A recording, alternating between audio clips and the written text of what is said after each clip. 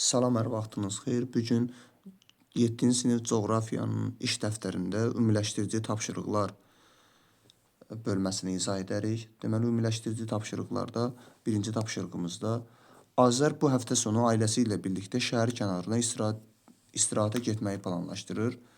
Bunun üçün ərazinin coğrafi mövqeyini müəyyənləşdirmək və istiqaməti tapmaq bacarığı tələb olunur. Aşağıdakı suallara cavab verərək Azərə kömək et. Kompasda verilən rəqəmlər əsasən istiqamətləri müəyyən et. Bir rəqəmi, kompasda göstərilən bir rəqəmi şimal istiqaməti göstərir. 2 rəqəmi şərq istiqaməti. 3 rəqəmi cənub istiqaməti. 4 rəqəmi qərb istiqamətini göstərir. 5 rəqəmi şimal-şərq, yəni şimalla şərqin arası bura olacaq şimal-şərq, yəni 5 rəqəmi şimal-şərq. 6 rəqəmi cənub-şərq. 7 rəqəmi cənub-qərb. 8 rəqəmi də şimal-qərbi göstərəcək. Ona görə 8 də olacaq şimal-qərb. Yəni bir sözlə əgər biz belə deyək, bunu çəkəndə bura şimal, bura şərq, cənub və qərb olacaq. Şimalla şərqin arasında qalan aralıq cəhət kimi şimal-şərq, cənubla şərqin arası cənub-şərq, cənubla qərbin arası cənub-qərb, şimalla qərb arasında isə şimal-qərb aralıq cəhəti olacaq. Azərin karvan maşınından başlayaraq hərəkət edəcəyini nəzərə alıb, onun oxlar üzrə hansı istiqamətdə getdiyini qeyd et. Deməli, burada karvan maşınına baxsaq, karvan maşını burada yerləşir. Karvan maşınından əvvəlcə şərqə doğru hərəkət edəcək. Şərq. Daha sonra şimala doğru hərəkət edəcək, kəndə çatacaq. Daha sonra kənddən cənub-şərq istiqamətində hərəkət edərək sahil parkına çatacaq. Çünki əgər biz kənddə koordinat qursaq, baxın, burada koordinat qursaq, bu olacaq cənub, bu olacaq qərb, bu olacaq şimal, bu da olacaq şərq. Və fikir versək, burada qırmızı, yəni cənub-şərq istiqamətində hərəkətdir. Daha sonra sahil parkından Teleqülləyə gəlmək üçün cənub istiqamətində hərəkət edəcək. Daha sonra Teleqüllədən cənub-qərb istiqamətində hərəkət edəcək. Yəni bu olacaq cənub-qərb. Daha sonra qərb istiqamətində hərəkət edəcək. Daha sonra da yol boyu şimal-qərb istiqamətində yenidən karvan maşınına gedib çatacaq. Yəni bir sözlə gedəcəyimiz yollar ilk öncə olacaq burada şərq, daha sonra olacaq şimal, daha sonra olacaq cənub-şərq, daha sonra olacaq cənub, daha sonra olacaq cənub-qərb, daha sonra olacaq qərb, daha sonra isə şimal-qərb istiqamətində hərəkət edəcək. Aşağıda verilən obyektlərin coğrafi mövqeyini izah et. Deməli, coğrafi mövqey olaraq iki cür mövqeyimiz var. Nisbi mövqey və mütləq mövqey. Nisbi mövqey digər obyektlərə nəzərən mövqeydir. Mütləq mövqeydə koordinatlara nəzərən olan mövqeydir.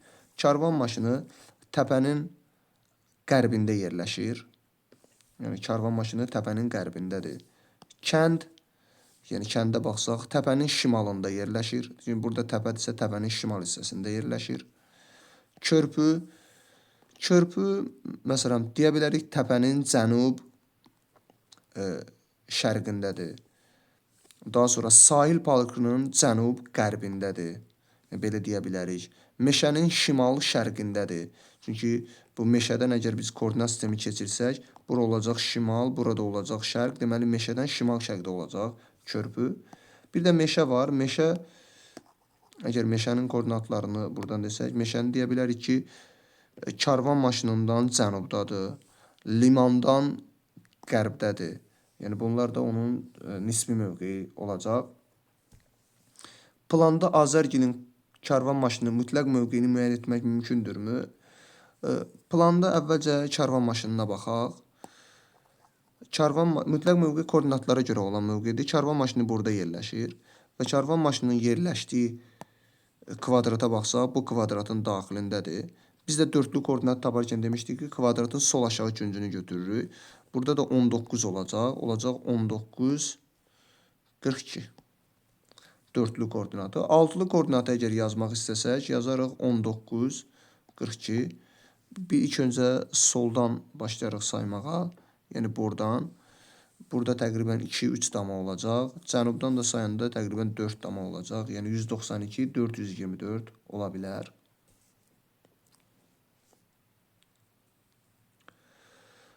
Plana əsasən obyektləri şəbəkə koordinat sisteminə görə tap. 21-40, 21-40-a baxsaq, 21-40 bu koordinatın, yəni bu kvadratın içindədir. Bu kvadratın içində də əlbəttə ki, burada teleqüllə körpüdən söhbət gedir. Ona görə bura körpü yaza bilərik. Daha sonra təpəni bizdən istəyir. Təpəyə baxsaq, təpə buradadır. Təpə də təqribən bu koordinatın içərisindədir. Bu koordinat içərisində olduğuna görə sol aşağı küncü götürsək, yəni buranı götürsək, bu da 20-42 olacaq. Ona görə buraya yaza bilərik 20-42. Daha sonra bizdən 19-42-ni, 19-42-nin kvadratına baxsaq, 19 buradadır. 19-42, yəni bu, belə deyək, bu kvadratdan söhbət gedir. Burada da sol aşağı künc, yəni karvan maşını burada olacaq. Karvan maşını. Sonra sahil parkı bizdən istənilir. Sahil parkı bu kvadratın təqribən içindədir. Bu kvadratın içində olduğu üçün burada da sol aşağı künc, yəni bura düşür. Yəni birinci 22 yazarıq və 42 yazarıq. Yəni belə deyək də, bu kəsişməni bizə lazımdır. Sol aşağı künc, ona görə 22-42 olacaq. Bir də 20-39. 20-39-a baxsaq, bu 20-39, yəni 39 da buradadır. 20-39 bizə bu kvadratdan danışır. Bu kvadratda da yəni 20-39 əslində bu kvadratdan, biz sol aşağı künc götürsək, buradan danışır. Yəni bu kvadratın içində də əsasən meşədir. Ona görə bura meşəni yaza bilərik 20-39. Altılı koordinatlar verilib. Altılı koordinatlardan ilk olaraq kəndin koordinatı. Əvvəlcə gəlin kəndin dördlü koordinatını tapaq. Kənddə dördlü koordinatın əsası sol aşağı küncü götürsək, burada olacaq 20-44. Buraya yazarıq 20. Bir dama buraxarıq, yazarıq 44. Sonra sol tərəfdən, yəni soldan saysaq, burada təqribən 8 dama, 7 dama yerləşdirmək olar. 7. Aşağıdan da saysaq, buradan da təqribən 3 dama yerləşdirmək, 2 dama yerləşdirmək olar. Ona görə olacaq 207, 442. Daha sonra burada 20, 215, 407 verilib. Əgər belə olarkən, yəni altılı koordinat tapmaq üçün, yəni belə deyək, 5-i və 7-ni silək, yəni təqribən saymasaq, yəni dördlü koordinatına baxsaq, 21-40-dır bunun dördlü koordinatı. Baxaq 21-40, 21-40 belə deyək, bu damanın içidir. Və bu damanın içində də biz görürük ki, 21-40-da körpü yerləşir. Ona görə bura körpü yazılacaq. Sonra limana baxsaq, liman bu kvadratın içindədir. Və bu kvadratın içi də burada da 39 olduğu üçün 39-23 olacaq.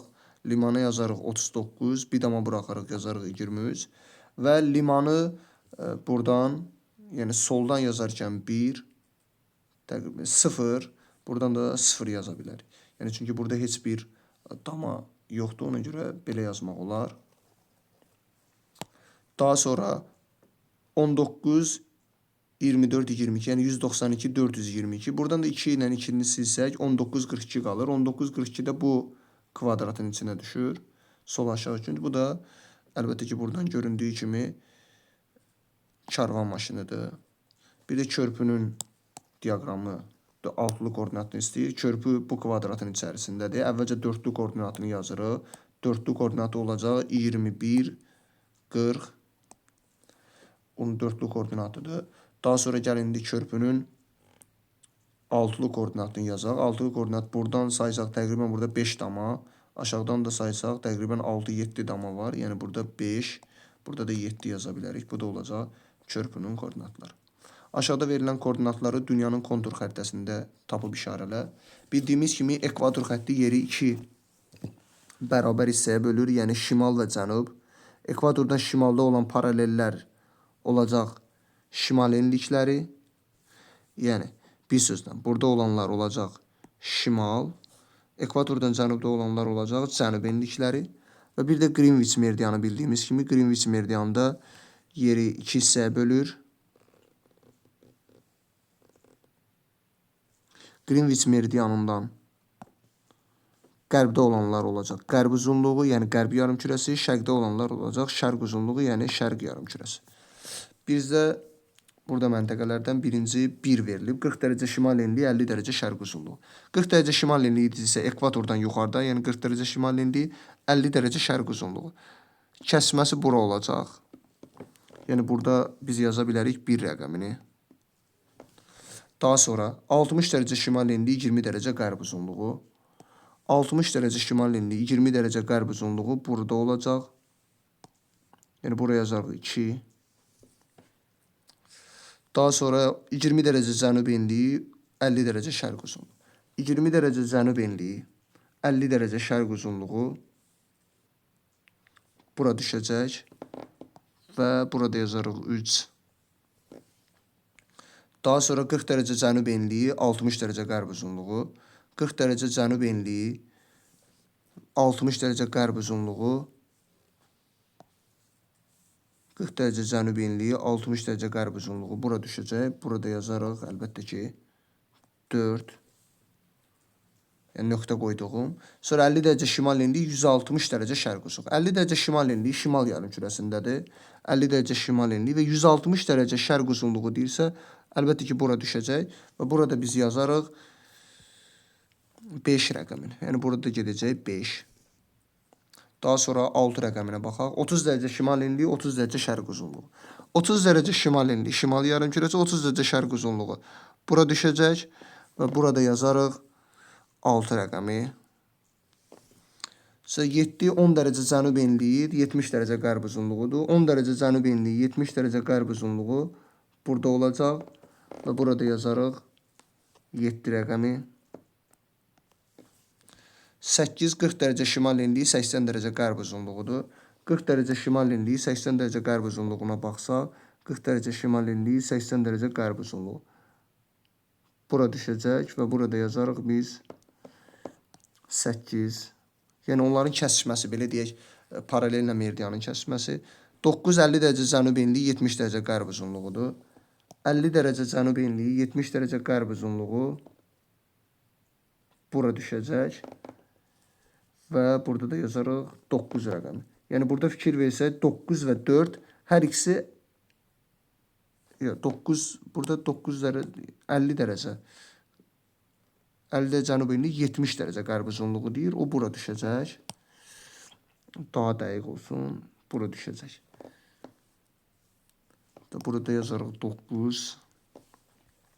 Və bir də 60 dərəcə şimal enliyi, 10 dərəcə şərq uzunluğu. 60 dərəcə şimal enliyi, 10 dərəcə şərq uzunluğunda yazarıq bura. Və bu da olacaq 10. Yəni bir sözlə koordinatlarımız belə bölüşəcək. Yəni əsas odur ki, bilək ki, ekvatordan şimalda olanlar olur. Şimal enliyi, cənubda olanlar olur. Cənub enliyi, yəni burada enliklər, yəni paralellər və bir də uzunluqlar da Greenwichdən şərqdə olanlar şərq uzunluğu, qərbdə olanlar da qərb uzunluğu olacaq.